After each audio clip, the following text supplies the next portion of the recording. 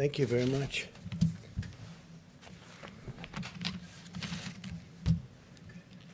Today we continue to send our love to the great people of New York and New Jersey. We support them fully. We grieve alongside every family who has lost a precious loved one. New Yorkers are tough and strong and brave. New Jerseyites are tough and strong and brave, and they're being hit very hard right now. And for the next week, hopefully not much longer than that, it's going to start to go in the other direction. Our country is being hit hard, but some areas have done so incredibly well. We're so proud of them. They will beat this virus. We're going to beat it with the grit and the heart for which they're known and for which our country is known. And we appreciate everything that everybody is doing. We pray for Prime Minister Boris Johnson. He's become a great friend of ours. He loves this country. He loves his country. But he loves the USA, and he's always been very good to us. Whenever we had difficulty, he was with us, and we appreciate it. So we pray for Prime Minister Boris Johnson. He's going through a lot. As we intensify our military campaign against the virus, I think that it must be brought out that we have to thank the American people for continuing to follow our guidelines on slowing the spread, an expression that more and more people are thinking about. Nobody ever heard of it 2 months ago, and now everybody is talking about slowing the spread, stopping the spread. Even during this painful week, we see glimmers of very, very strong hope, and this will be a very painful week.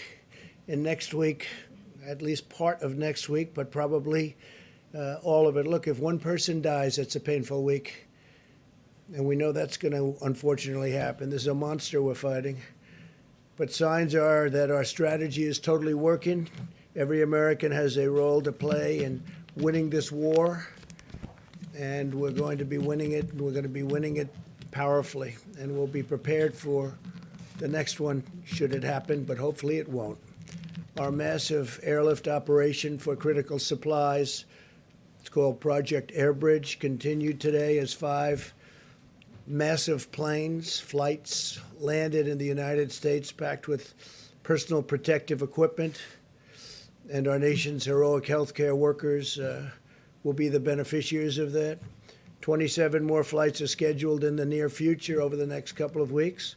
The Army Corps of Engineers is constructing facilities that will support more than 15,000 hospital beds to treat patients in need. So they're building now approximately 15,000. They just completed the big one in New York. They just completed and are in the process of continuing in Chicago and many other places. They're incredible. The Army Corps of Engineers, we owe them a lot, what they were able to do in such a short period of time. They'll build these massive facilities, 2,000 beds in 4 days. So it's really something very special. I know I was in the construction industry, and you don't see that happen very often.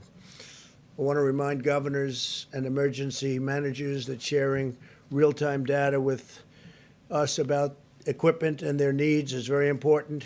All of their supplies, hospital occupancy is critical. A lot of the occupancy is really getting a little bit lower than anticipated, and that's good. We sort of thought that was going to happen.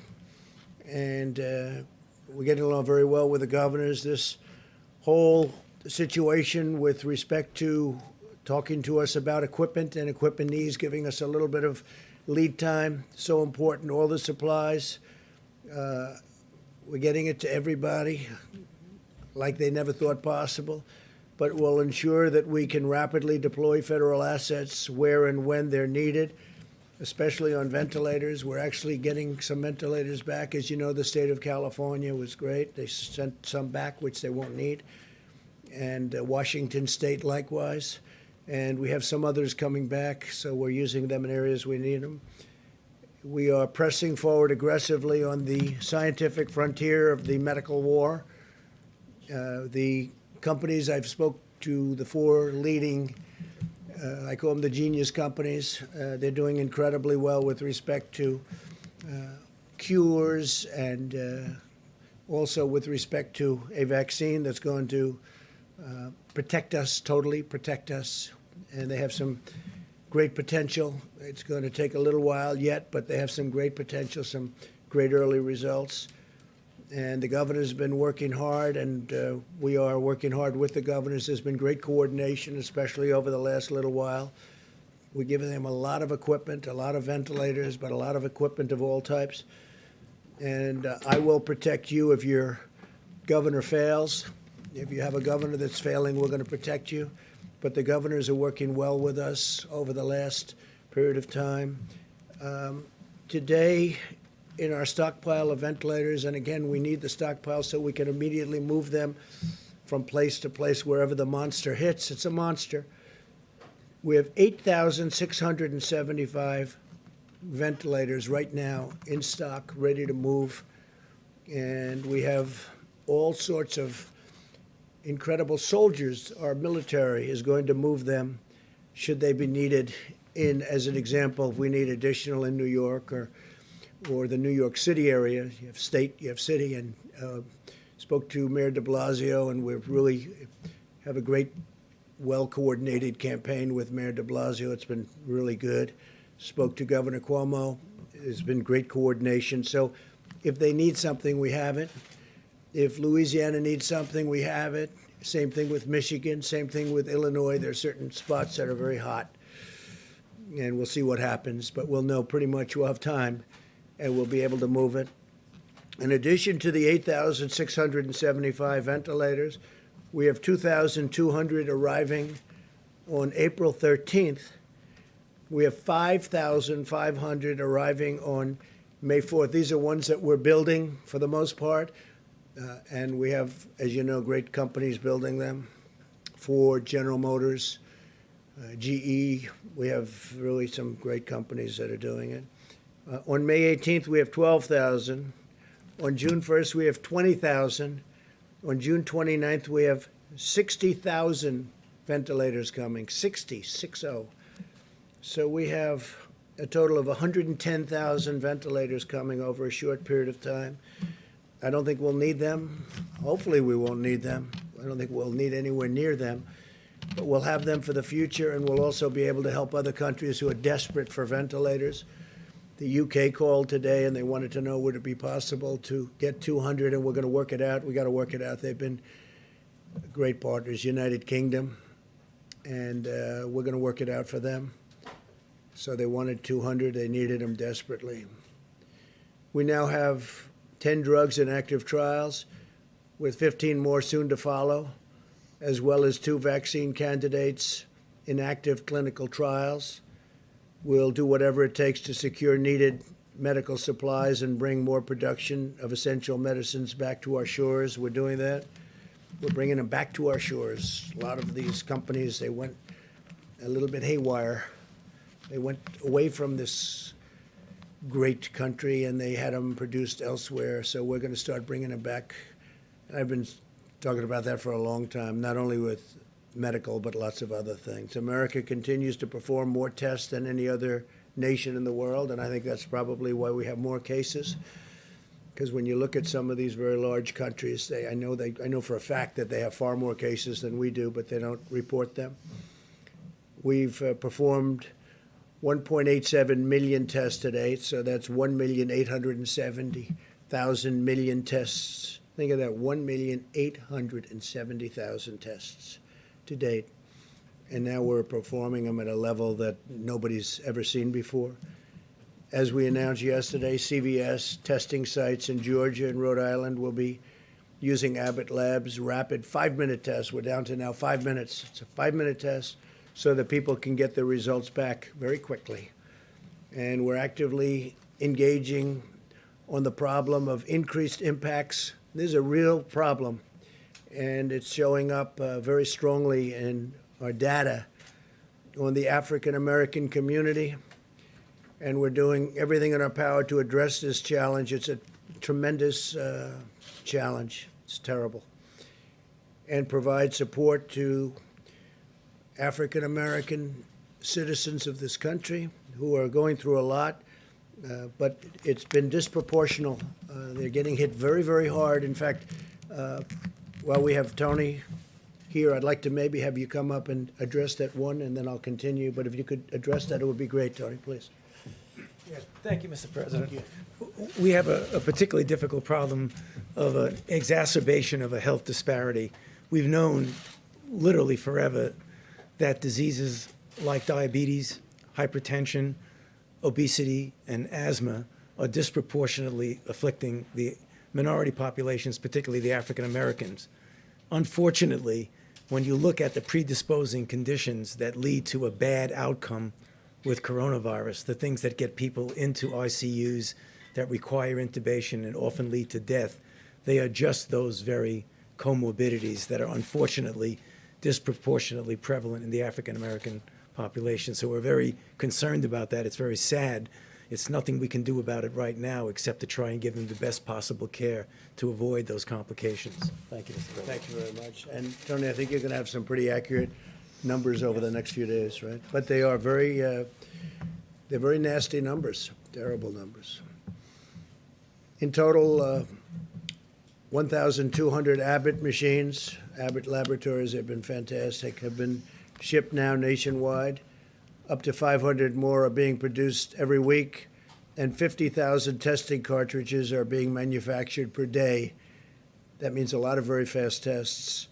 No nation in the world has developed a more diverse and robust testing capacity than the United States. We're dealing with other nations, helping them out because the testing is very tough for them, and our tests are very accurate. A lot of tests are out there, and they're not accurate at all. In fact, some of the tests, you don't have a clue what's going on. So we're working with other nations trying to get them help also. At a time when many Americans are experiencing increased stress, anxiety, and personal loss, we must also ensure that our country can meet the mental health needs of those struggling in this crisis. There are people struggling. They're struggling. And some people are getting to know each other, frankly. Some families are getting to know each other on a positive note, but there are a lot of people struggling. On Thursday, I'll be speaking to leaders and advocates from the mental health organizations all across our country. And we are going to be talking about resources and tools that we'll make available to them. They need help, and it's a big problem. When you take something where it was the most successful country in the world, still is, the whole world is shut down. Think of it, we're down to numbers that are incredible. As I said yesterday, I think it's 182 countries right now. 182 countries are under attack by the scourge, by this virus. But as we wage medical war on the virus, we're also speeding economic relief to our people. It's incredible. We just had a meeting that was absolutely incredible with the banks. I spoke with leaders in the banking and finance industry about our efforts to help American workers and employers. As of today, small business has processed more than $70 billion in guaranteed loans and will provide much needed relief for nearly 250,000 businesses already. So we are going to be providing tremendous amounts of money to the small businesses of our country who have been absolutely clobbered, and they'll be keeping open, and they'll be paying their employees, and they'll be all set to go. We're going to have a rocket upward. I want to thank David Solomon, CEO of Goldman Sachs, Brian Moynihan, CEO of Bank of America, Gordon Smith, co-president, COO of J.P. Morgan Chase, Charles Scharf, CEO of Wells Fargo, Michael Corbett, CEO of Citigroup, Al Kelly, CEO of Visa, Michael Miebach, CEO of MasterCard, Noah Wilcox, CEO, Chairman of Grand Rapids State Bank, and we had numerous others also on the call, and I just appreciate them. We're way ahead of schedule, by the way. We're way ahead of schedule. The Paycheck Protection Program has been incredible. So based on the incredible success of the program, I'm announcing that I'll be asking Congress to provide an additional $250 billion for the Paycheck Protection, which will help keep Americans employed to facilitate a quick and full recovery. We're doing very well We're looking very bipartisan. A lot of people want to do it, and the plan is amazing. You know, they're processing hundreds of thousands of loans, and this is the big banks that are doing it, the community banks. But the biggest banks right now in our country are doing it, and they're doing it for a lot of reasons. One of them is they want to help people. The WHO, that's the World Health Organization, receives vast amounts of money from the United States, and we pay for a majority, a biggest portion of their money. And they actually criticized and disagreed with my travel ban at the time I did it. And they were wrong. They've been wrong about a lot of things. And they had a lot of information early, and they didn't want to, they seemed to be very China-centric. And we have to look into that. So we're going to look into it. We give a majority of the money that they get. And it's much more than the $58 million is a small portion of what they've gotten over the years. Sometimes they get much more than that. Sometimes it's for programs that they're doing, and it's much bigger numbers. And if the programs are good, that's great as far as we're concerned. But we want to look into it. World Health Organization, because they really are, they called it wrong. They called it wrong. They missed the call. They could have called it months earlier. They would have known. And they should have known, and they probably did know. So we'll be looking into that very carefully, and we're going to put a hold on money spent to the WHO. We're going to put a very powerful hold on it, and we're going to see. It's a great thing if it works, but when they call every shot wrong, that's no good. We're in the midst of a great national struggle, one that requires the shared sacrifice of all Americans. In recent weeks, it's been remarkable to see so many companies and organizations and individuals like the banks that I just told you about, biggest banks in the world. They stepped up to help small business. They're big business, small business. The small business will someday be the big business. But the small business is 50% of our economic strength. People don't realize when you add them up, but they just rose to the occasion. Everybody's rising to the occasion. It's been incredible to watch.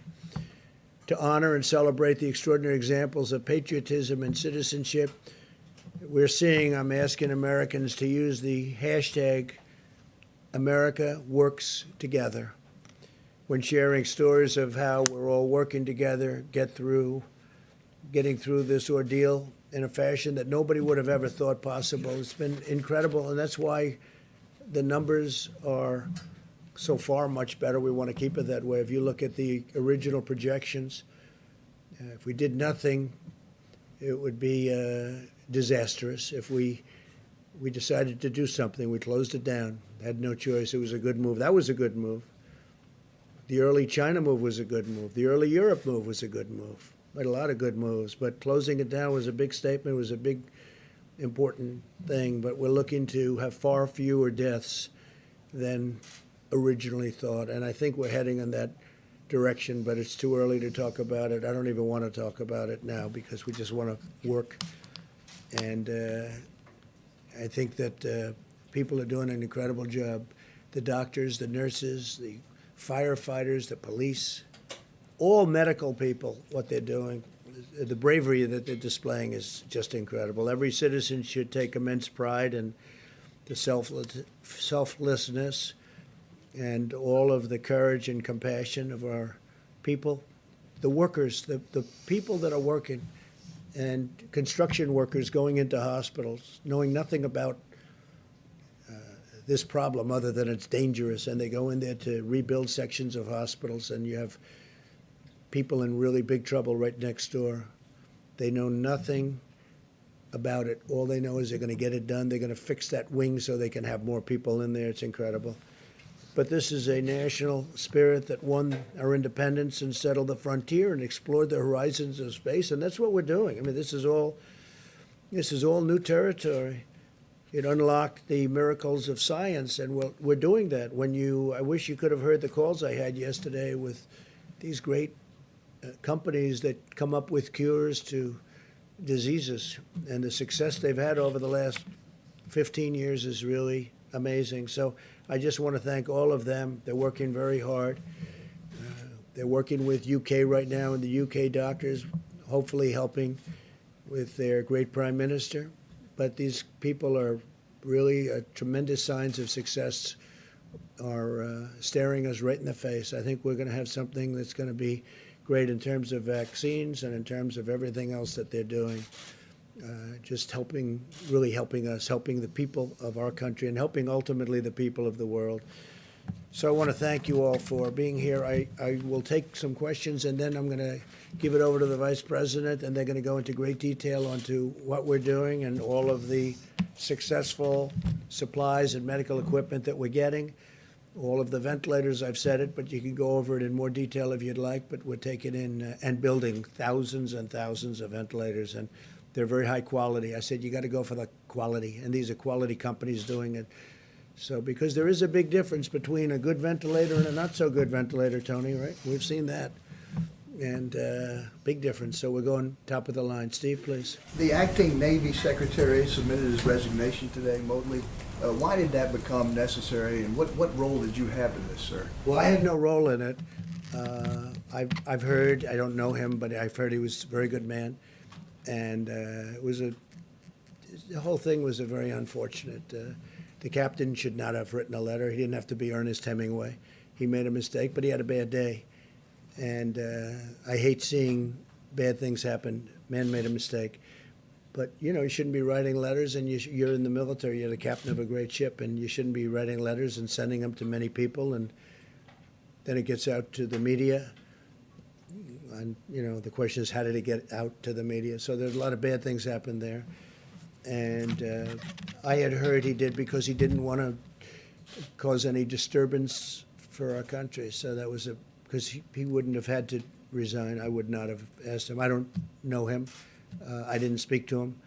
But he did that, I think, just to end that problem.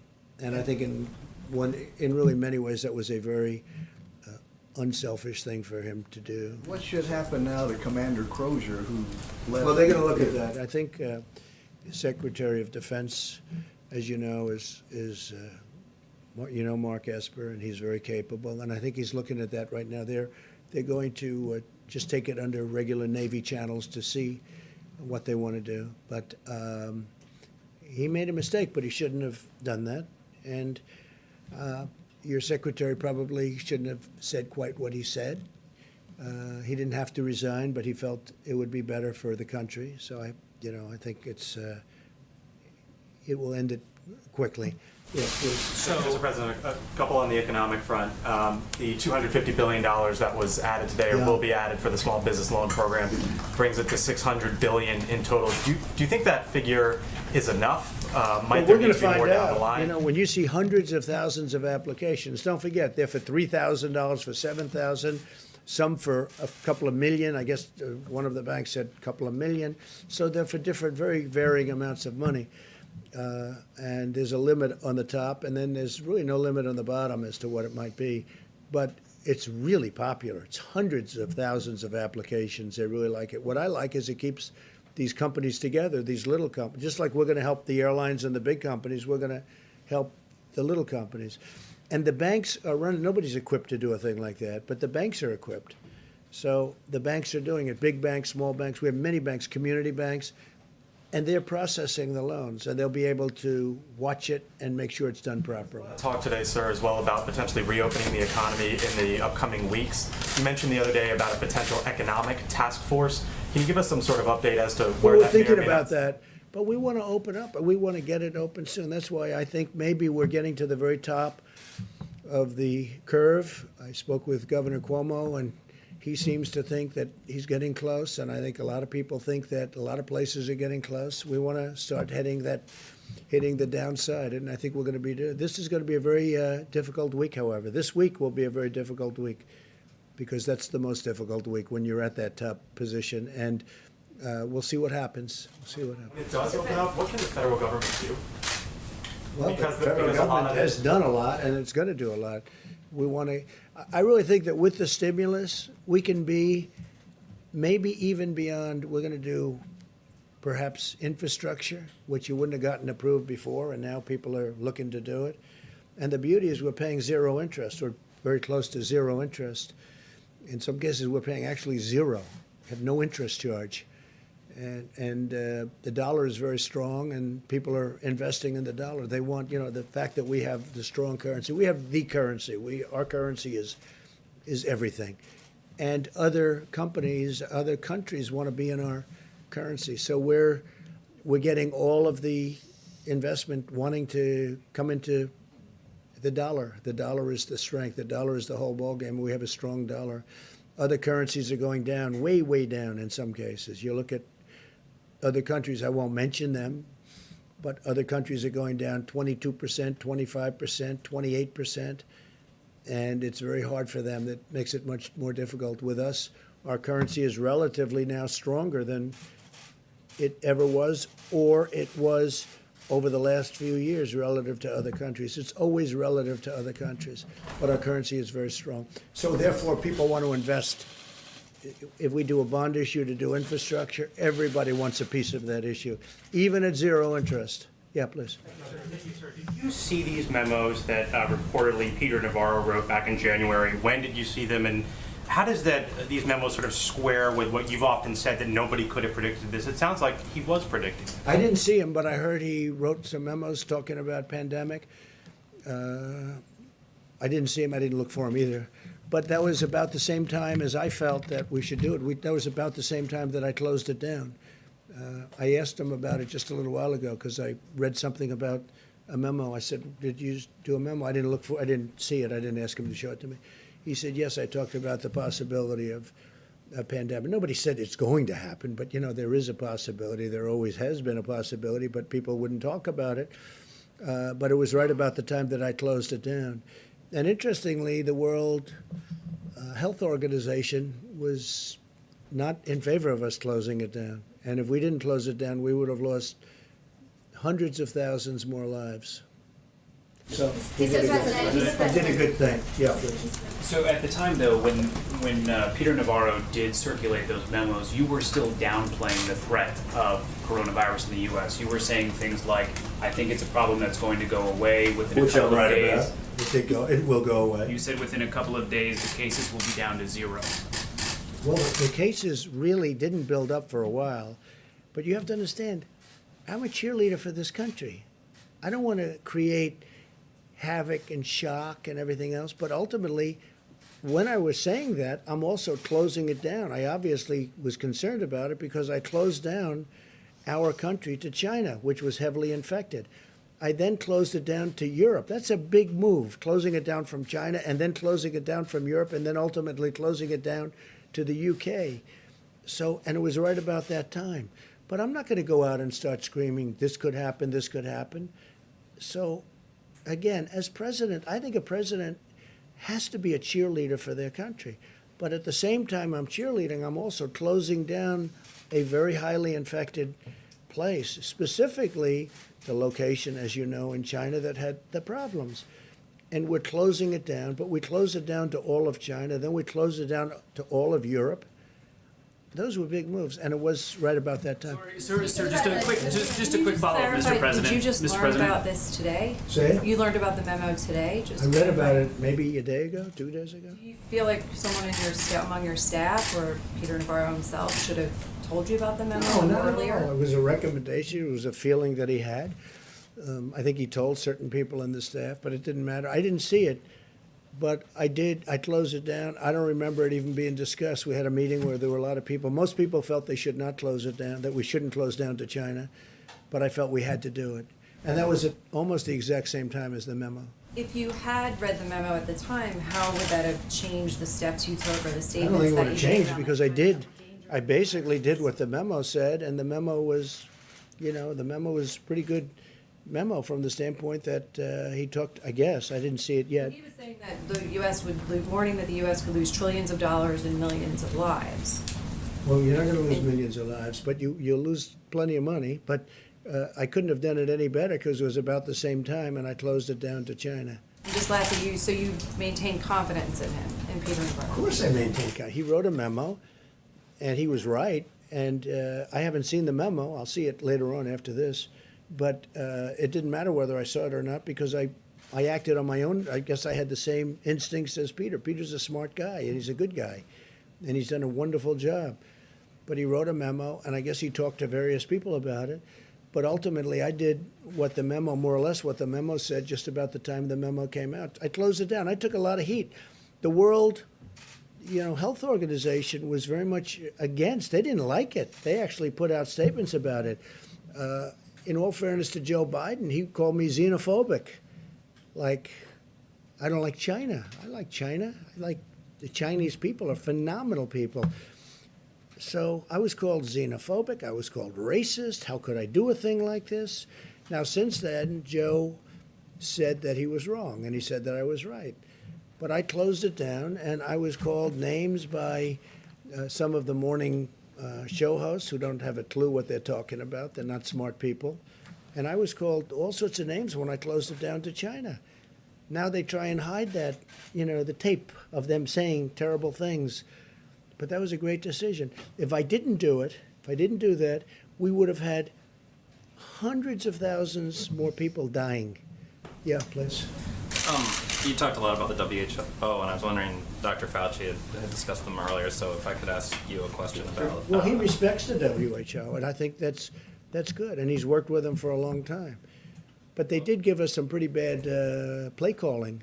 They've also, I think, given lots of countries in the world accurate coronavirus testing that's been central to your guys' data modeling and so That on. I don't know. I can only say that with regard to us, they're taking a lot of heat because they didn't want the borders closed. They called it wrong. They really called, I would say, every aspect of it wrong. So it's until the funding freeze I'm does not happy about it. doesn't- Look, we fund it. Take a look. I mean, go through step by step. They said there's no big deal, there's no big problem, there's no nothing. And then ultimately, when I closed it down, they actually said that I made a mistake in closing it down, and it turned out to be right. But at the time, they did that. So we're just going to take a look at it. We fund it, and they seem to be, I said recently in social media, I said they seem to be very China-centric. That's a nice way of saying it, but they seem to be very China-centric. And they seem to err always on the side of China. And we fund it, so I want to look into it. Yes, please. Thanks. A quick follow-up on that. So is the time to freeze funding to the WHO during a pandemic? No, maybe this not. magnitude? I mean, I'm not saying I'm going to do it, but we're going to look at it. You did say that you We give a tremendous, no, I didn't. I said we're going to look at it. We're going to investigate it. We're going to look at it. But we will look at ending funding. Yeah. Because you know what? They called it wrong. And if you look back over the years even, they're very much, everything seems to be very biased toward China. That's not right. I wanted to follow up. You talked about African Americans and how they've been disproportionately affected by the coronavirus. Seems to be, unfortunately. Do you plan on requiring the CDC, any federal agencies or state agents, public places doing tests and private companies doing tests to collect that data Yeah. on the race of the people being tested and the race of the people being treated and the outcome? Well, we're just seeing tremendous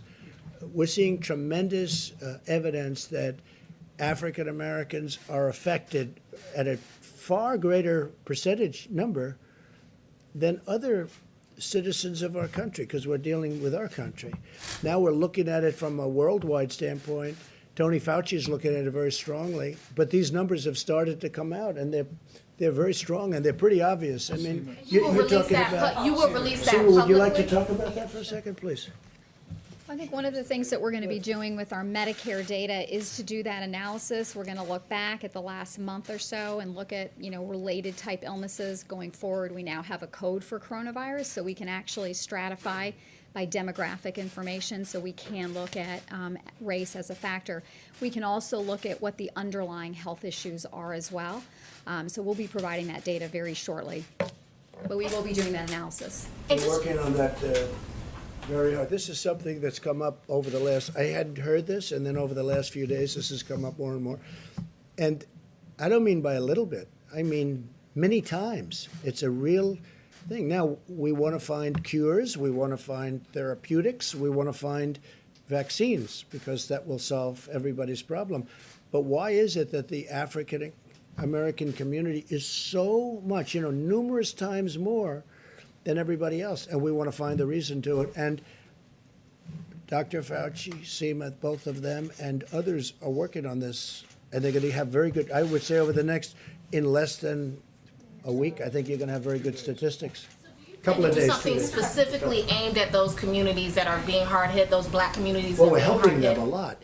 But what's happening is we're trying to find out why is it that it's 3 and 4 times. Now, maybe that's not going to be the final number, but why is it 3 or 4 times more so for the black community as opposed to other people? It doesn't make sense, and I don't like it.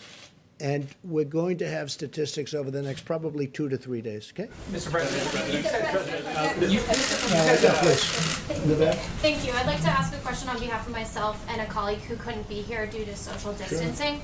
Thank you. Who are you with? Who? With Hearst Newspapers. I'm the print cooler today. Thank you. Some banks are only providing Paycheck Protection Program loans to clients with whom they have existing banking relationships. And you spoke to banking CEOs today. I wonder if you'll ask them, these lenders, to accept applications from all small businesses, Sure. not just the businesses with whom they have existing Okay, they'll be doing that, relationships. but we're also working with small community banks, so they will be doing that. It's a question I've already spoken about. I mean, in many cases, they have long-term relationships with thousands of companies. I was amazed to see how many, you saw the number of applications. It's hundreds of thousands. It's a lot of work. But I did ask that question, and they are working on that. Yeah. Thank you. And my second question from a colleague is Congressman Jerry Connolly, a Democrat from Northern Virginia, told the local DC CBS station that you personally requested the CARES Act stimulus bill be stripped of $25 billion for the Postal Service. Connolly claims that unless the USPS gets that $25 billion, the agency will be run out of money by June. He accuses you of hastening the demise of the Postal Service. Could you respond to that, please? I'm the reason the Postal Service has lost billions of dollars every year for many, many years. I'm the demise. This is the new one. I'm now the demise of the Postal Service. I'll tell you who's the demise of the Postal Service are these internet companies that give their stuff to the Postal Service, packages, and I don't know why they're not, I don't run the Postal Service. You have a group of people, so-called independent people, and they run it. But these packages are, they lose money every time they deliver a package for Amazon or these other internet companies, these other companies that deliver. They drop everything in the post office. They say, you deliver it. And if they'd raise the prices by actually a lot, then you'd find out that the post office could make money or break even. But they don't do that, and I'm trying to figure out why. These are independent boards. They were appointed by other administrations. They're sort of long-term. They're there for a long time. And I've been talking to them also. You can look it up. Take a look. They have to raise the prices to these companies that walk in and drop thousands of packages on the floor of the post office and say, deliver it. And they make money, but the post office gets killed. Okay? So they ought to do that, and we're looking into it, and we've been pushing them now for over a year. And you know that because you've seen the stories. I'm pushing them. It's not fair for them to these great, wonderful modern companies. They walk into our old post office with all these routes that could never be built. You could never build them. They go into areas that you could never do. And they say, here, deliver this. And they lose a lot of money per package. And they have to raise their prices. But this Postal Commission doesn't do it. Now, we just got a chance to appoint a couple of people onto the commission, as I understand it, and that's good. But they have to raise their prices, otherwise they're just going to lose a lot of money. And tell your Democrat friend that he ought to focus on that, because if he focused on that, he could truly save the post office. Post office has been losing billions of dollars a year for many, many years. And have him take a look at that, because that's the way to solve the problem. Thank you so much, Mr. President. Thank you so much. Mr. President, you say this week will be very painful, very difficult, but a few weeks ago you say this was just like a flu. What have you learned? I didn't say 2 weeks ago it was a flu. The question is, Mr. President, what have you learned that Ready? you could offer as an advice to foreign leaders who still are skeptical about this pandemic and who are against social distancing? What is your advice? What have you learned? I said it was just like a flu. So the worst pandemic we ever had in this world was a flu. And it was called, it was in 1917, 1918. and anywhere from 50 to 100 million people died. That was a flu, okay? So you could say that I said it was a flu, or you could say the flu is nothing to sneeze at. Then what can you offer as an advice to foreign leaders who are skeptical about this pandemic and who are against social distancing? Well, I think there aren't too many of them. If you look throughout the world, and everyone, just about everyone that has practiced that is now closing up. Well, the UK was an example. Now, they talk about Sweden, but Sweden is suffering very gravely. You know that, right? Sweden did that. The herd, they call it the herd. Sweden's suffering very, very badly. It's a way of doing it, but everybody has been watching everybody else. And so far, almost every country has done it the way we've done it. We've chosen to do it. If we didn't do it that way, we would have lost hundreds of thousands of more people. Okay. Mr. President, there's voting going on today in Wisconsin. There are reports of thousands of people waiting in hours-long lines as they've had to weigh their own personal health and their civic responsibility. Do you think that the Supreme Court was right in its decision that voting should go forward, the absentee extension should not take place? Yeah. Look, the Supreme Court, of course they were right, because what the Democrats wanted, and you know what this happened. I supported a man named Justice Kelly, who's Daniel Kelly, highly respected justice. And I supported him just the other day, social media. I know of him. He's just a fantastic justice. And I endorsed him.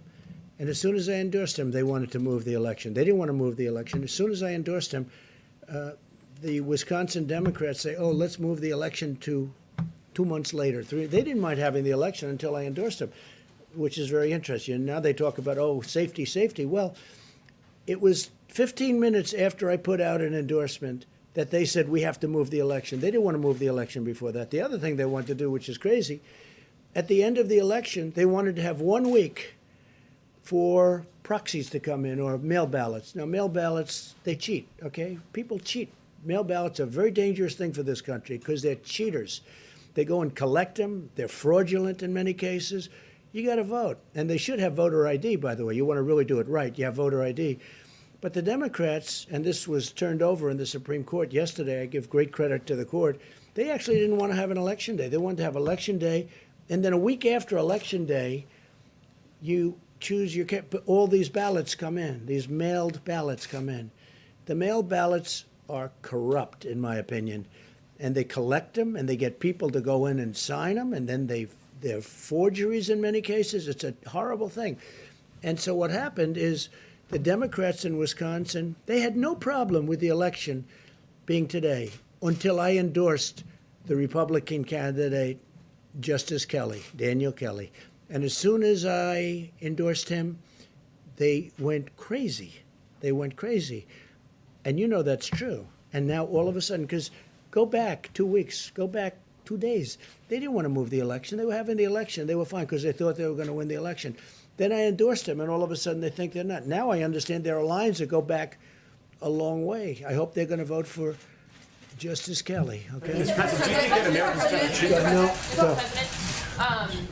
With millions of pills of hydroxychloroquine donated, is there a plan or system in place to track the potential side effects?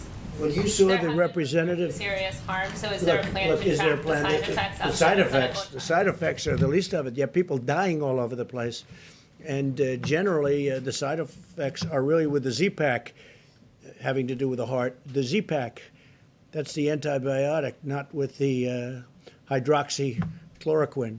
So a woman last night, I watched her on one of the shows, good show, Laura, and she was. She thought she was dead. She was a representative from Michigan. She was just in horrible shape for 12 days, 14 days. She thought she was dead. I think she said that her doctor said it's going to be very tough. She saw me talking about this, and she asked her husband to go to the drugstore. Now, this is a Democrat representative, a person that, perhaps wouldn't be voting for me. I think she'll be voting for me now, even if she's a Democrat, even if she's a Democrat representative. And they went to the store, which I made available because we have millions of doses. We have, I think, 29 million doses of this drug. And she asked her husband, she said, please go out. I'm not going to make it. Please, you have to hear her story. Please go out, get it. He went at 10 o'clock in the evening to the drugstore. He got it. He gave it to her. Now, you know, I don't say it works like this at all. 4 hours later, she awoke and she said, I feel better. And then shortly thereafter, she felt great. This is a woman that thought she was going to die. I mean, she's a Democrat representative, highly respected woman, African-American woman. I don't know if you saw it. As you asked a question about African-American, she was an African-American woman, a great woman. Her manner of speaking, the way she told the story was beautiful. I asked my husband to go and get it. He got it. She is now okay. I mean, she was interviewed last night on television. And she thanked me. She thanked me even in a tweet. She said, I want to thank President Trump. He saved my life. Look, I don't say that happens with everybody, but that's a beautiful story. There are many of those stories. And I say, try it. Okay, please. I I mean, if you're in trouble, if you're going to die, and you're going to die, I mean, you're not going to die from this pill. Now, there could be some side effects, but the side effects is really more so from the Z-Pack. Those side effects? No, doctors have to recommend it. I want doctors. I'm not saying, I'm not a doctor. I'm just saying we hear great results. And some people say, let's go to a laboratory, let's test it for a couple of years. And no, we got people dying in this country and all over the world right now, not in a couple of years. They're dying as we speak. There are people dying. And I really think it's a great thing to try, just based on what I know. Again, I'm not a doctor. And I say, get a physician's approval. And they have physicians in these hospitals, great physicians, brave physicians. They also say it's good for the hospital workers to take them, that it's, keeps it away, keeps it out of your system. I don't know. But there's a lot of good examples. And, we have a 1,500 case study going in New York, and it's almost complete. So it'll be very interesting to see what happens. Go ahead. Thank you, sir. But I appreciate that woman. She was great. You have to see it to believe it. The way she spoke, it was like a miracle.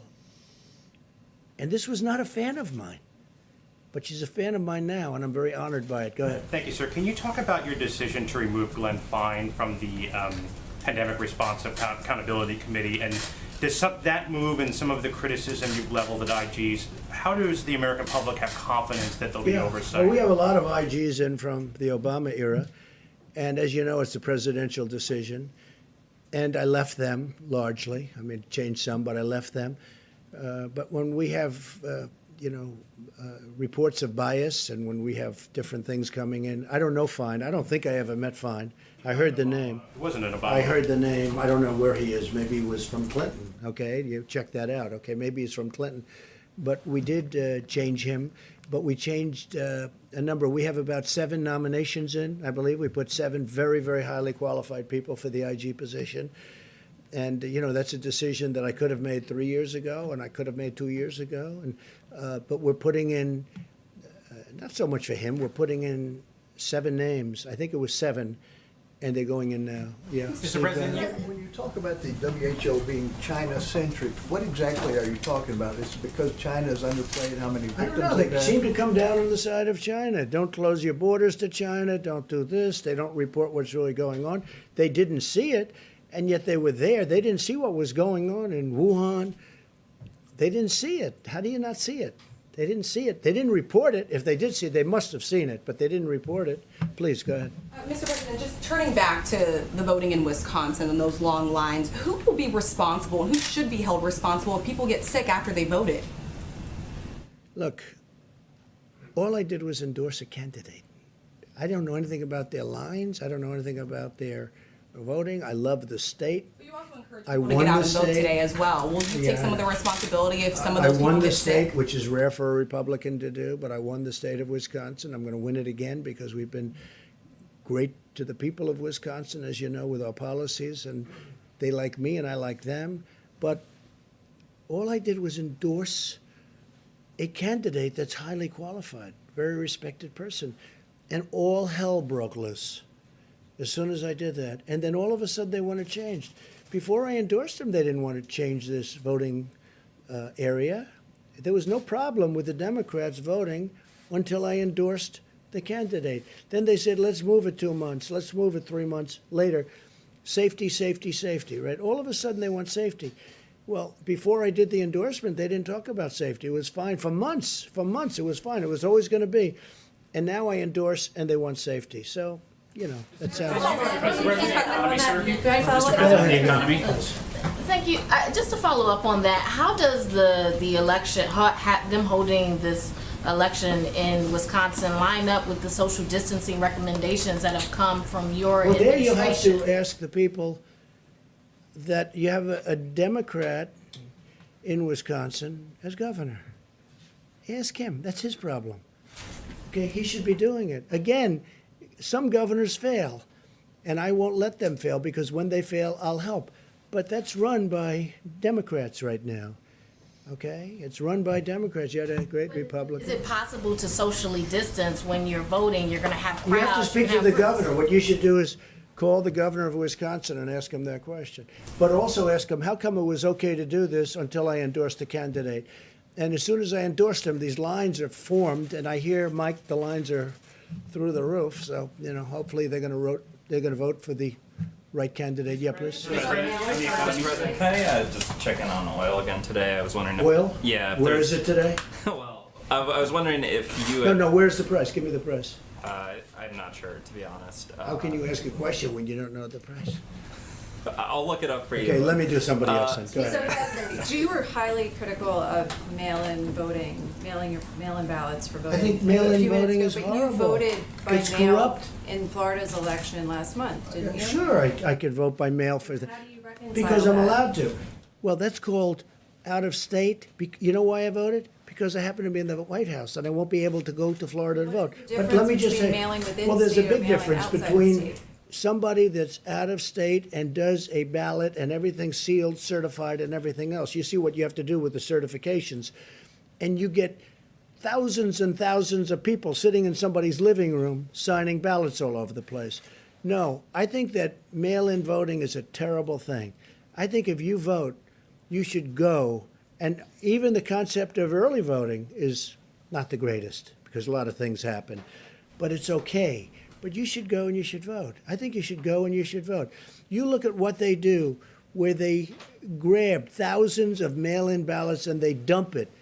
I'll tell you what, and I don't have to tell you, you can look at the statistics.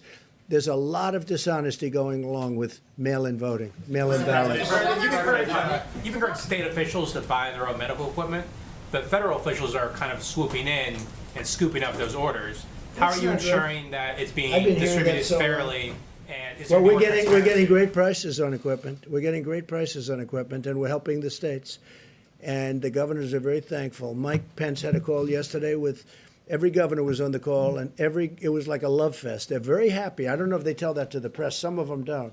Some of them will never say good to the press, but they know we've done a great job. Not a good job, a great job.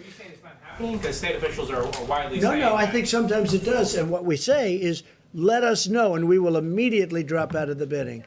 Let us know, and we do that, and we drop out. Sometimes we tell them to drop out because we've got a good price. And then we'll deliver it to them. How do you ensure it's being fairly distributed? Yeah, go ahead, behind, please. Go Yes, ahead. thank you, Mr. President. No, not you. In front, please.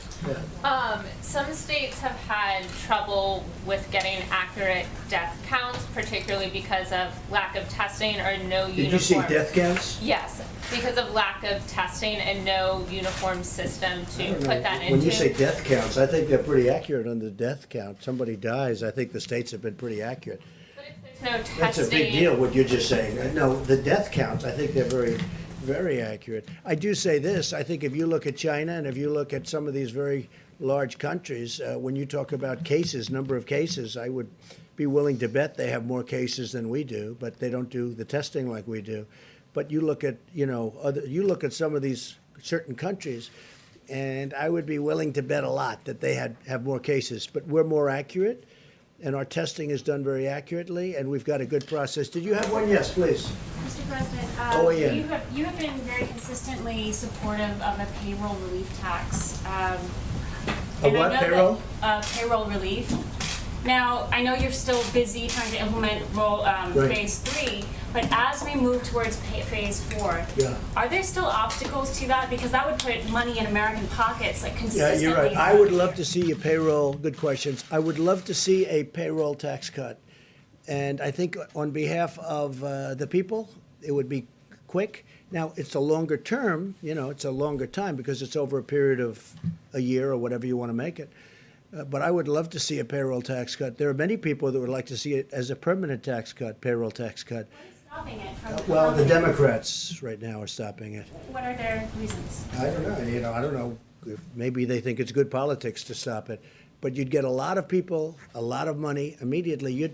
The payroll tax cut would be a great thing for this country. I would like to have it regardless of this. But this would be a fantastic time to have the payroll tax cut. The Democrats are stopping it, but I don't think they're. I think there's a certain flexibility. I think it's something that we should do, both for business and the people. But this would get money into the hands of small business immediately, money in the hands of people, the workers and people, immediately, and it would be over an extended period, and it would be simple to do. It's so easy to do. It's a great tax cut, and I'd love you to speak to the Democrats and let's get it done. So I'm going to give this now to Vice President Pence, and they're going to go over some very good statistics with everybody, and we'll have a couple of answers on that because we're working very hard on the African American community with respect to what's going on because it's not good. I don't like it. And we're going to have some very good statistics, Tony, I think, over the next couple of days. So thank you all very much. Thank you.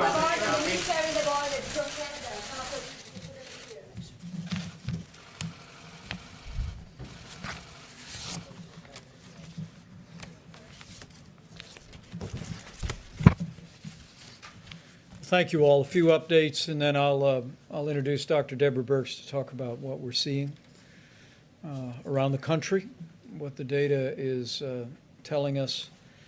But suffice it to say, as the President said several times, this is a very tough week in America. And our hearts go out to all of the families that have lost loved ones to the coronavirus. But I know I speak for the entire White House coronavirus task force when I say our hearts are with the people of the greater New York City area today. As we stand here today,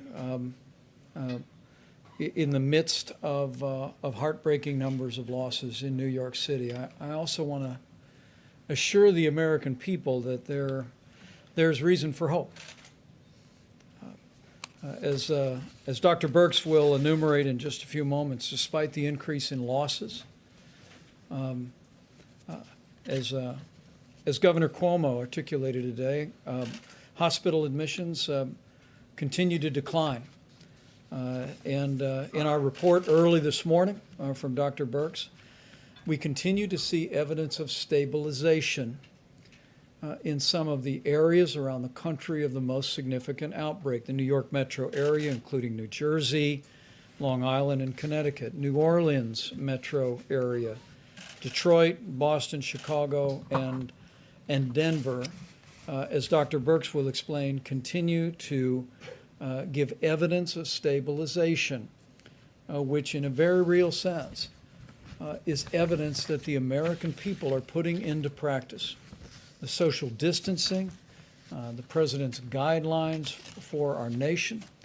And for that, as the President said earlier today, we thank the American people. Even in the midst of hardship and loss at a time when we've seen more than 385,000 Americans test positive for the coronavirus and more than 12,000 succumb to this illness. The evidence that Dr. Birx will describe to you will show that the American people know our future is in our hands. And so as I begin, allow me just simply to continue to urge every American to put into practice the guidance you're receiving from your state and local authorities. Take it to heart, take it seriously, share it with your family and your friends, and know that you're making a difference, America, because you truly are. Today, for my part, I spoke to over 500 small business owners in a conference call, and there I heard about their enthusiasm for the Paycheck Protection Program. And that call took place before the President had the Secretary of Treasury indicate our interest in acquiring another $250 billion for that program. As of this morning, more than $60 billion in forgivable loans that would cover 2 months of paychecks at small businesses had already been distributed, and the number is going to grow literally by the day. We also had a very productive call today with some other American heroes. You know, we all have in our hearts and in our minds our healthcare workers, and I'll speak for a moment about the supplies and resources that we're working to provide for all of them.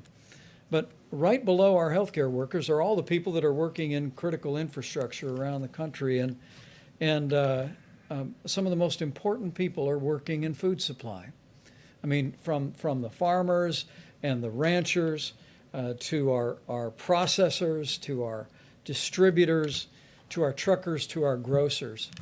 Americans are keeping food on the table for our fellow Americans. And let me begin by just saying what I said to some of the most prominent CEOs of meat and grain industry companies in the country, companies like Tyson Foods and Hormel today. Not just these companies, but to all the hardworking people working in food supply today, thank you. Thank you for what you're doing to keep those grocery store shelves stocked. Thank you for showing up for work every day and working hard to keep that food supply rolling in America. You know, it was more than 5 weeks ago that the president brought in all the grocery store leaders in the country, and there he received a commitment that no grocery store in America would close, and they haven't. But it's been these heroic Americans, from the farm to the fork, that have made it possible for Americans to have one less worry, and they are truly inspiring heroes. Now, that being said, I did hear from the industry today that there have been reports of some plants having reduced capacity because of people having concerns about exposure to the coronavirus. In fact, over the last several days, there's been some incidents of worker absenteeism, and some plants have actually been forced to close temporarily. And so on behalf of the president, on behalf of our entire team, and on behalf of a grateful nation, let me just say to all of you that are working in the food industry at every level across the country, just understand that you are vital. You are giving a great service to the people of the United States of America. And we need you to continue as a part of what we call our critical infrastructure to show up and do your job, and know that we're going to continue to work tirelessly in working with all of your companies to make sure that that workplace is safe. With that being said, let me talk about the other heroes that we always mention at this podium today, that Dr. Birx and Dr. Fauci invariably mention, and that's our healthcare workers. At the President's direction, we've been working tirelessly, literally around the clock, to identify resources around the country and around the world to make sure our healthcare workers have the support that they need. With some 51 major disaster declarations, most recently Minnesota being approved, states have stood up 27,000 National Guard, but personnel-wise, before the end of business today, there will be more than 3,000 Department of Defense and Health and Human Service medical personnel on the ground in the greater New York City area. And those people will be redeployed once that region of the country moves through the coronavirus epidemic in that area. And we salute those extraordinary patriotic Americans for stepping forward to bring real relief to our healthcare workers. With regard to equipment, Admiral Polovchek reported to the task force throughout the course of the day today that we have continued to distribute ventilators across the country. We're sending additional ventilators from the Strategic National Stockpile. Maryland will receive 50 ventilators. Delaware will receive 50 ventilators. And that will leave more than 8,400 ventilators still in the national stockpile. One correction from yesterday. After our press briefing yesterday, FEMA made a different decision with regard to what the state of California generously made available. And the ventilators, some 500 ventilators that we again want to thank Governor Gavin Newsom and the people of California for donating to our nation's efforts. 100 of those are being deployed to New York, 100 to New Jersey, 100 to Illinois, 50 to Maryland, 50 to Washington, D.C., 50 to Delaware, and 50 to Nevada. With regard to the remainder of what we call personal protective equipment, again, we've been literally leaving no stone unturned anywhere in the country, anywhere around the world. And as Admiral Polovchak described just a couple of days ago, we've established not just an air bridge, but a control tower system modeled after military logistics out of FEMA. And while FEMA is acquiring a small portion of what's being acquired, 90% of the supplies are being routed directly into our massive distribution system. And FEMA is using the data that Dr. Birx provides to target those resources to the areas most in need. I asked them to break out a few details about resources that just in the last 5 days have been distributed, and I hope it's an encouragement to healthcare workers all across these regions and around the country about the efforts that are being made to make sure they have what they need. You can see the New York metro area, including New Jersey, just in the last 5 days, more than 6 million N95 masks, more than 6 million surgical masks. When Governor Cuomo and I last spoke, he told me there was a real challenge for medical gowns in the New York City area and in New Jersey as well. And 2.8 million gowns were distributed to that region as well. Going next to New Orleans, where again, while we see some encouragement, challenges remain in that community. Some 837,000 N95 masks for healthcare workers, 165 surgical masks, other items including almost 6 million gloves have been distributed. Detroit continues to be a real focal point. We're working closely with Governor Gretchen Whitmer as well as Mayor Mike Duggan to meet the needs of healthcare workers in Detroit. Just in the last 5 days, 1.6 million N95 masks have been routed into the healthcare system in Detroit, nearly 700,000 surgical masks, and 24 million gloves, just as a portion of what's displayed. And in the Chicago metro area, which we continue to focus on each and every day, more than 1.7 million N95 masks have been routed into their healthcare system, 900,000 surgical masks, 25 million gloves. I share these details in the hopes that healthcare workers looking on will be encouraged. At the President's direction, we are making every effort to make sure you have the resources you need to do your job, to do it safely, and to go home safe to your family, even while you provide that extraordinary and courageous care that our healthcare workers are providing literally around the clock in the midst of the coronavirus challenge. The last slide is just the cumulative numbers that we have distributed, and I'm happy in a few moments to answer any questions about that. Again, the system that we have in place is one that is essentially infusing our major distribution networks with millions of items, and then FEMA is directing on a day-by-day and oftentimes hour-by-hour basis where those resources are most needed. And we'll continue to do that as the coronavirus makes its way through these communities and through communities that are very much on our watch list today. And let me just lastly say that, again, I want to thank the American people for stepping up and doing your part. We continue to be overwhelmed with one story after another where people are doing social distancing, where people are looking after one another, where they're checking in with a phone call to an elderly friend, a family member, to make sure they're okay. I mean, we are on the front end of 30 days to slow the spread.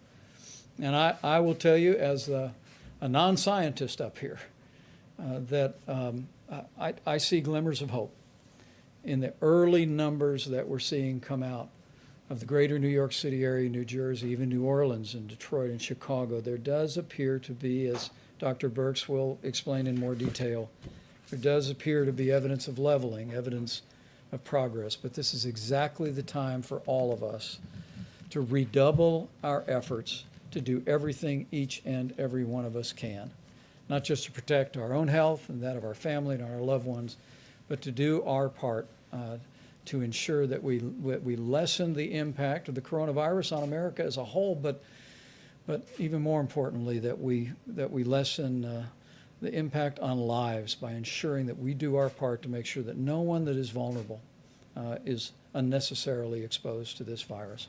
With that, let me yield to Dr. Birx and then Seema Verma and Dr. Fauci, and we'll take all your questions.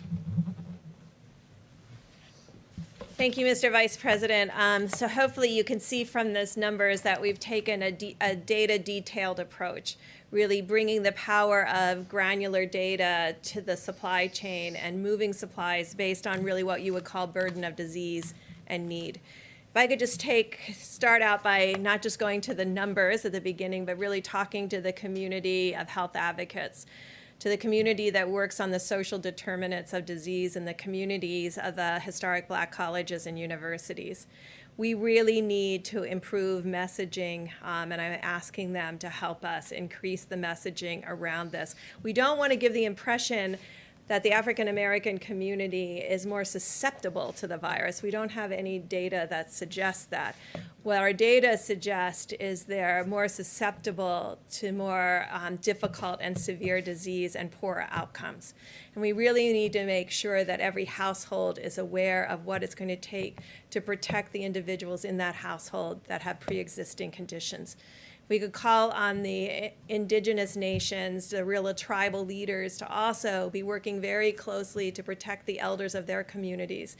We know this is more difficult in multi-generational households, and it's really going to call for really unbelievable attention to details of hand washing and protecting others from each other, particularly if you don't feel well. This is really a call to action to the communities to make sure that we get messages appropriately out there so that everyone understands what it's going to take for us all to protect one another. And we know it can be done because we can see these changes. I wanted to go through the numbers at a high level so you understand why particularly these supplies went to these areas to begin with. We talk about attack rates or the cases per population. So in the New York, as a state, they have 7 cases per 1,000. This is the highest in the country. In New York City itself, it's closer to almost twice that in New York City. New Jersey is 4 per 1,000, Louisiana 3 per 1,000, Massachusetts 2 per 1,000, Connecticut 2 per 1,000, Michigan 1.5 per 1,000. The District of Columbia and the Baltimore area now 1.5 per 1,000, and we're watching them very closely. Pennsylvania 1 per 1,000, but we're concerned about Philadelphia. What is allowing us to move supplies based on burden of disease and need is the extraordinary West Coast that has had very low numbers, from Washington that was less than 1 per 1,000, California that is less than 0.5 per 1,000, and Oregon that's even less than that. And it's those states where there's large populations, because of the enormous work that they're doing to prevent expansion and spread of the virus, it's allowing resources to go to these states and these communities and these counties that need more support. And so this kind of data analysis is allowing us to make very intelligent decisions about need, but also really understanding what's happening across the country in the development of the curves, as you have heard about.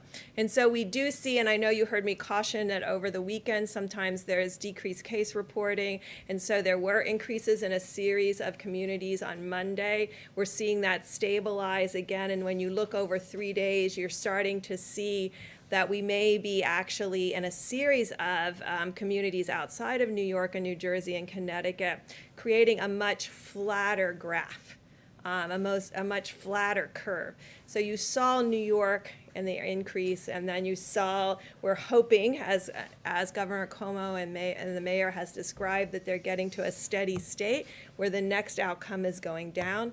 But we see across the country, in Detroit, in Chicago, some real, not this extreme going to 7 cases per 1,000, but really staying in the more 2 cases per thousand and a different curve parameter than, and it really shows the amazing, amazing activity of every American in those cities to really ensure that there's social distancing, and really importantly, to ensure there's less socialization between households, and really ensuring that the household really remains independent and protected, and not really at this moment going out into the community or socializing. I want to finish by really 2 to 3 weeks, but we do have excess capacity. So if all the lab directors could look in their laboratories, if they have an Abbott M2000, if they could get that up and running, we could double the number of tests that we're doing per day. That is a high throughput. The machines are throughout the United States. There's hundreds of them that they can run. There's over 1 million tests sitting, test kits sitting, ready to be run. We have 5 platforms of tests. This is one of our really high volume platforms, like Roche, and we're really calling on them to really increase that capacity so that we can do not only increased diagnostic testing, which I think we're doing quite well right now, but also increasing the ability to do more healthcare workers, first responders, community testing, and surveillance. And then finally, you will see, and you've heard about it happening in the UK and other places, there's a series of antibody tests out there that have not been validated. We're working right now very closely with a series of companies that know how to make these tests, that have made these tests for us for decades, for HIV, for a rapid test. They're working on that technology to bring that quality of test, which is in the 90+% sensitivity and specificity, to the American people for antibody tests. But until we get those, if you see them on the internet, do not buy them until we can give you a test that's reliable for all Americans. And we are working very hard to have that happen and bring that to the American public. Some of the tests that may be available on the internet may have very low sensitivity and specificity and give you a false reassurance that you either give you a false positive or a false negative, implying that you may be protected. So please wait until we have those tests available and validated. People are working around the clock to make those available to the American people. We all understand how important that is, because you've heard us talk about asymptomatic cases, and we really want to know how broad that is and how common that is. And so in places like New York City, where I described that they had 7 per thousand, sometimes 2, 3, and 4 times any other place in the United States, being able to know what the number of people who never had symptoms but do have a positive test would be really critical at this point, particularly as we plan for any reoccurrence in the fall or in future seasons. Thank you. And we have Seema Verma, Center for Medicaid and Medicare Services, will discuss what we've done to support hospitals. As we support healthcare workers, we want to make sure the institutions that are providing the environment for care are well-financed, and she's got a couple of funding streams, and help is on the way. Seema? Thank you, Mr. Vice President. And let me just start with echoing the President and the Vice President's comments about our condolences to all the people out there that have lost somebody to the coronavirus. And also, sincere appreciation and thanks to all our healthcare workers that are on the front lines. But we know that it's the impact on the healthcare system isn't just those frontline workers. Healthcare organizations across the nation are having increased expenses. They're having to spend more on supplies. You're seeing all of the supplies that are being sent to them, and that's having a direct impact on their bottom line. Many of them are also having increased expenses because they're taking advantage of some of the flexibilities that we've given them. Hospitals without walls, they're putting, you may see tents out in their parking lots where they're doing testing or screening, so they have a lot of increased expenses as well.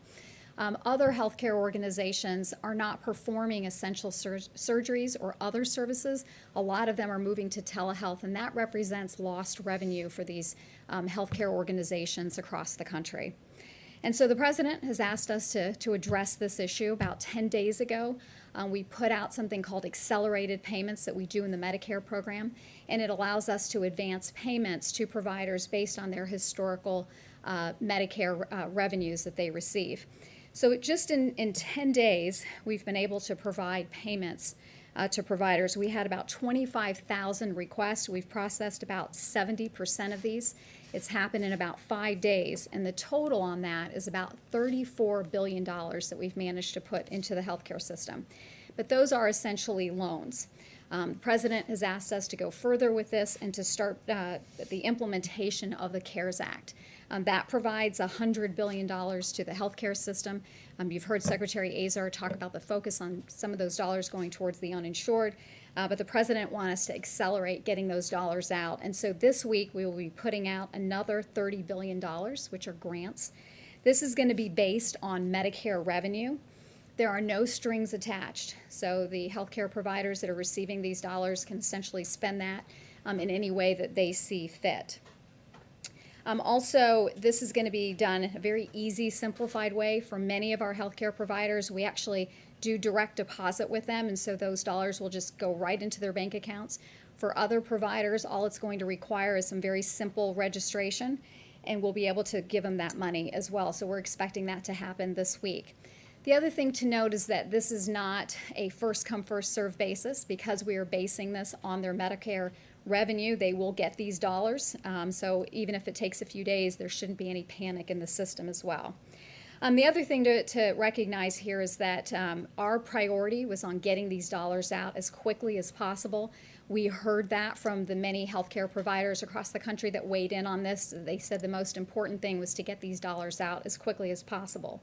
But we recognize that in terms of getting these dollars out, because it's based on Medicare revenues, there are providers out there, pediatricians, children's hospitals, OBGYNs, even our nursing homes, that a lot of their revenue comes from other sources, Medicaid or other payer sources. And so those organizations will be addressed in the second tranche of funding, and we'll have a priority for these organizations and these types of healthcare providers. Also just want to say, so together between the loans that we've put out there with our accelerated payments and the $30 billion, that's about $64 billion for the healthcare system this week alone. And so I think, again, this is part of our effort to support the healthcare system, and also just want to, again, say thank you to all our healthcare providers out on the front lines. To all Americans, the best thing that we can do to support our healthcare providers is to adhere to those guidelines around 30 days to slow the spread. That is the best thing that we can do to support our healthcare workers. Thank you. Dr. Fauci, please. I just want to make a brief comment to get back to the discussion about the health disparities in the African American community, because it really is very important. And the reason I want to bring it up, because I couldn't help sitting there reflecting about sometimes when you're in the middle of a crisis like we are now with the coronavirus, it really does have ultimately shine a very bright light on some of the real weaknesses and foibles in our society. And as some of you know, the greater proportion of my professional career has been defined by HIV/AIDS. And if you go back then, during that period of time when there was extraordinary stigma, particularly against the gay community, and it was only when the world realized how the gay community responded to this outbreak with incredible courage and dignity and strength and activism that I think that really changed some of the stigma against the gay community, very much so. I see a similarity here because health disparities have always existed for the African American community. But here again, with the crisis, how it's shining a bright light on how unacceptable that is. Because yet again, when you have a situation like the coronavirus, they are suffering disproportionately. As Dr. Berg said correctly, it's not that they're getting infected more often, it's that when they do get infected, their underlying medical conditions, the diabetes, the hypertension, the obesity, the asthma, those are the kind of things that wind them up in the ICU and ultimately give them a higher death rate. So when all this is over, and as we've said, it will end, we will get over coronavirus, but there will still be health disparities, which we really do need to address in the African American community. Thanks. Well said.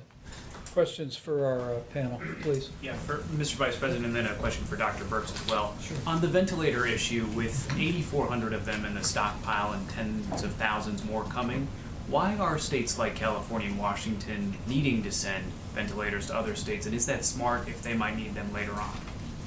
Well, I'm going to let Dr. Burke speak about what's happening in California and Washington, because it is a real credit to the people of both states and the leadership of both states to see the progress that we've made. We continue to witness that the numbers where the outbreak began, we all remember when this first emerged in the Seattle area, the numbers continue to be steady and low. And what we've seen the governor of California do, what we saw the governor of Washington State do, and the governor of Oregon, where the coronavirus hasn't arrived to a large extent in Oregon, I think is in keeping with the highest tradition of the American spirit. And they are understanding what I think Americans are understanding more and more, that while we tend to think of this as one large curve in our minds when it began in our country, and we long for the day that it will end, and we want to hasten that day by putting into practice all these mitigation efforts. The reality is, what these experts have explained to this layperson, is that what we're actually going to witness is a number of small curves that will cumulatively mean that curve. And for Oregon, for Washington State, for California to recognize where the need is, and then to partner with us and FEMA to make sure the resources are there at the time of the need, at the point of the need, I think is really inspiring. But Dr. Burks, do you want to speak to that? Yeah, I want to be clear. No, we didn't ask for their ventilators. They looked at their epidemiologic curves. These states have amazing health commissioners, and I think when this is over, we'll really be. All of the models were based on something we have never attempted to do anywhere in the world. We have never attempted to do this kind of mitigation. It was always theoretic to many individuals, and now we see across the globe people mitigating against this virus, realizing that their own behaviors can change the course and future of this virus in their communities, which is really astounding, the power that gives us to actually understand that we can compete against this virus and do well.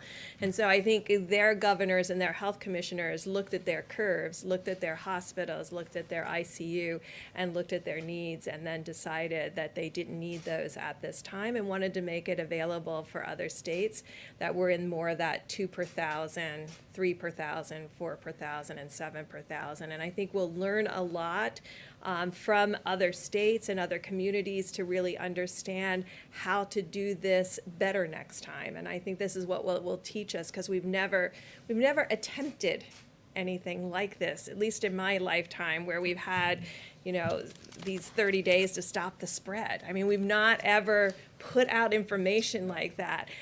So I think you heard the CDC director talk earlier today about, in the models, how different individuals thought communities would mitigate and the rate at which they would mitigate. And I think you can see that across the world, we're learning that when you give communities the information that they need to understand what's going on, and you're transparent, that communities can be part of the solution in a transparent and amazing way. And I think this kind of education and dialogue is always critical when you want communities. I think when I first started here 5 weeks ago, I said that we will win based on what the communities are able to do as a community of Americans. And I think we're all really deeply impressed about what they were able to do. So it was the governors who decided.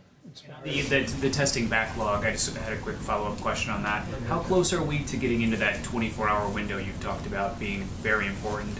And then what is the status of the self-swab test?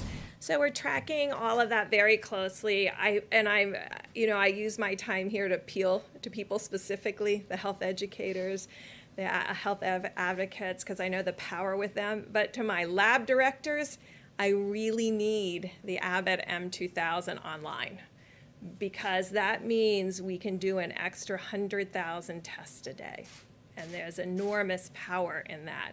The ability to self-test, last time I had my test here, I self-tested, so it can be done. It's straightforward. It works very well with that rapid 5-minute test. But what we now have to create, and I know that's always difficult because everybody wants one of something, We now have to create a mosaic that brings together where we know every single machine is in the United States, where our gaps are, and then align resources with need and gaps in the testing and ensure that we have the right laboratory test for the right community. So you can see there would be communities, particularly the Indian Health Service or rural communities, where that Abbott ID Now kit could be incredibly helpful, because otherwise they're shipping it all the way to a capital, maybe 3 states away, and that's going to add 2 or 3 days to the wait time, which we're trying to get away from. The backlog, 2 or 3 days, or what would you? It varies state by state, and we'll be talking with all of the states about really changing how we do testing in the community to really ensure that we're testing optimally. Because right now we have still focused very much on hospital diagnosis because we know it will make a difference in treatment. So these major laboratories are still putting drive-through tests at the back to all the hospital tests. And so that's where the backlog is in the drive-through tests. So I know if you're an outpatient, not an inpatient, but if you're an outpatient, that is where the delays right now are, but it's state by state. And so some states have 24-hour, 48 hours for both their outpatients and inpatients. Others have short for inpatient and longer in outpatient, and then we're trying to reconcile those two pieces. Right. And the team is actually meeting tonight to review that, but one of the data points that we review is literally on a state-by-state basis what the turnaround time is for testing, and we continue to work that. And these Abbott laboratory devices there's 18,000 of them across the country. When you go to your doctor office and get a strep test, it's that device. All Abbott Laboratories has done, with strong and swift efforts of the FDA, is create a test to put in that for the coronavirus, and it's a 15-minute test. And so I want to renew our call to all the healthcare providers around the country is find your Abbott device, and we'll work our hearts out to get a test to you. How about in the back corner? Mr. Vice President, thank you. One for you and then one for either of the doctors, if you don't mind. For you, sir, back to this idea of reopening up the economy, since it's not like there's a switch that you can just turn it back on. How does the administration envision this happening? Is it guidance from the White House and you hope the governors follow it? Are you going to put it in the governor's hands or the mayor's hands? How do you envision all of that working together? Well, the one thing I can assure you is that the president's decision in that regard is going to be informed by what the data shows and about decisions about when we can responsibly reopen America and put America back to work. I can tell you the CDC will have new guidance tomorrow that the CDC will be publishing for people who were in proximity to an individual that tested positive for coronavirus but have no symptoms. And CDC will be publishing new guidance about how those individuals and the circumstances under which they might be able to return back to work using some facial protection and monitoring their temperature, but we'll detail that for you. But what we're going to be doing over the weeks ahead is, while we focus every day at the point of the need, as the president said many times, our first mission is to save lives. And that means to slow the spread, to bend the curve, to continue to engage the American people, which they are admirably doing, to continue to put all the social distancing into practice. But there is a dual track that the president has already initiated.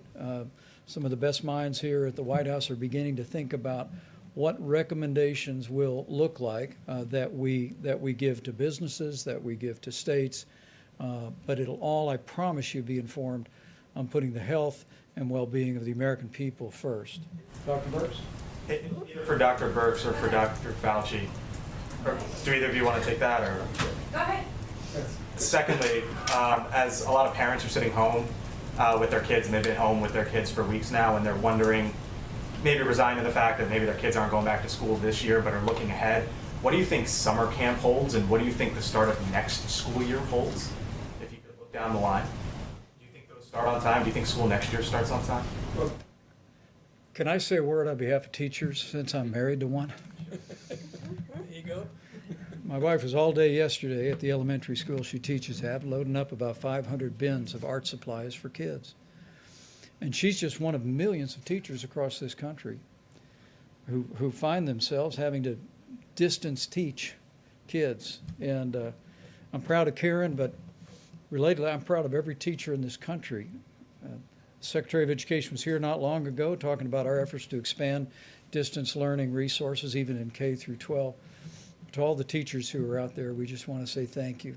Thank you for what you're doing, for continuing learning even in this challenging time. And to all of the kids, just because you're home doesn't mean you don't have to do your schoolwork. Keep it up. Anticipate children being back in classes in August? What I will tell you is I'll yield to the health experts, but that'll be part of what we're looking at in terms of guidance going forward, whether it be summer school or whether it be returning to school next fall. But the most important thing we can do is put this epidemic behind us as quickly as possible. Well, my daughter is a school teacher, so she asked me the same question. It is unpredictable, but you can get a feel for if we start talking about the things where the curve goes down and we really have minimal, how we respond and what kind of a rebound we see or don't see, I think is going to have a lot of influence, probably more immediately on things like summer camps than it does in the fall. I fully expect, though I'm humble enough to know that I can't accurately predict, that by the time we get to the fall, that we will have this under control enough that it certainly will not be the way it is now, where people are shutting schools. My optimistic side tells me that we'll be able to renew to a certain extent, but it's going to be different. Remember now, because this is not going to disappear. So we're going to have in place the capability of doing the things that we talk about all the time on this stage, to identify, to isolate, to contact trace, number one. Number two, by that time, we'll have a better feel with the antibody test about what the actual penetrance of this infection was in society. How many people have actually been infected? Who's protected? If you have antibody, it's very likely that you're protected. Who's vulnerable? Do you treat vulnerables different than you treat the people who are protected? All of these things are going to go into the decision of just how much back to the original way we'd like it to be in the fall. Bottom line is no absolute prediction, but I think we're going to be in good shape. Dr. Fauci? I just want for Dr. Fauci or Dr. Birx. Can you talk about your concerns about deaths being misreported by coronavirus because of either testing or standards for how they're characterized? So I think in this country, we've taken a very liberal approach to mortality. And I think the reporting here has been pretty straightforward over the last 5 to 6 weeks. Prior to that, when there wasn't testing in January and February, that's a very different situation and unknown. There are other countries that if you had a pre-existing condition, and let's say the virus caused you to go to the ICU and then have a heart or kidney problem, some countries are recording that as a heart issue or a kidney issue and not a COVID-19 death. Right now, we're still recording it, and the great thing about having forms that come in and a form that has the ability to mark it as COVID-19 infection, the intent is right now that if someone dies with COVID-19, we are counting that as a COVID-19 death. Can you be sure? You hear from coroners that that's not necessarily the case. Are you sure? How can you be confident about that? And is there any concern that it skews the data that you're trying to collect in terms of projections and things like that? Well, I think that would apply more to rural areas that may not have the same level of testing, but I am pretty confident in New York City and New Jersey and places that have these large outbreaks and COVID-only hospitals. I can tell you they are testing. New York and New Jersey together have, by proportion, are testing extraordinarily well as Washington State and Louisiana. So I don't see that there's been a barrier in testing to diagnosis. No, I think there's so much focus now on coronavirus that particularly if you take New York, which we all know is having a disproportionately higher proportion of the burden of the entire country is right now in New York. I can't imagine if someone comes in with coronavirus, goes to an ICU, and they have an underlying heart condition and they die, they're going to say cause of death, heart attack. I cannot see that happening, so I don't think it's going to be a problem. How about one more?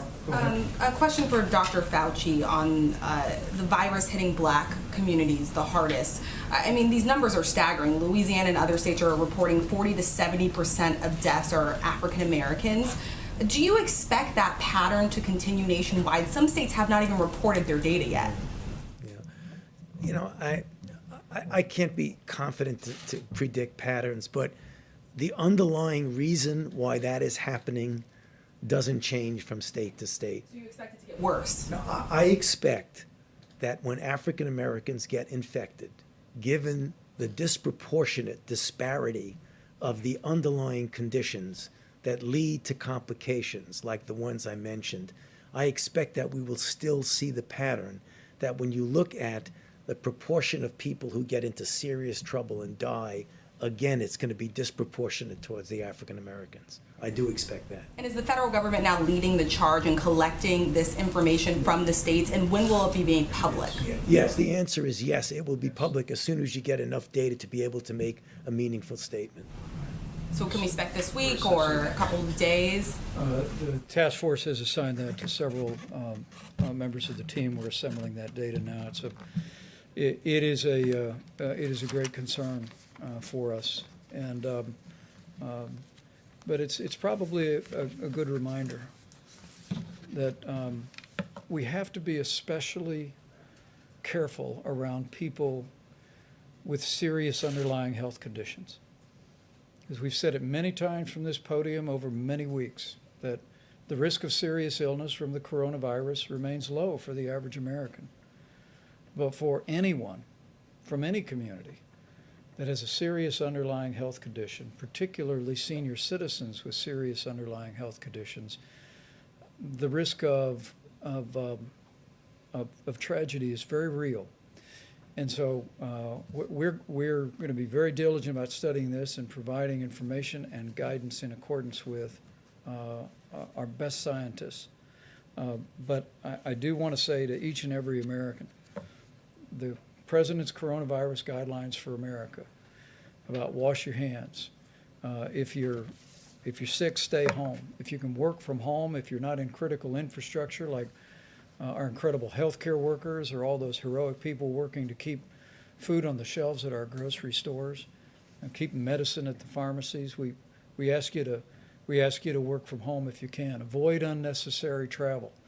Avoid gatherings of more than 10 people. Use a drive-through at a restaurant. Don't go in the restaurant.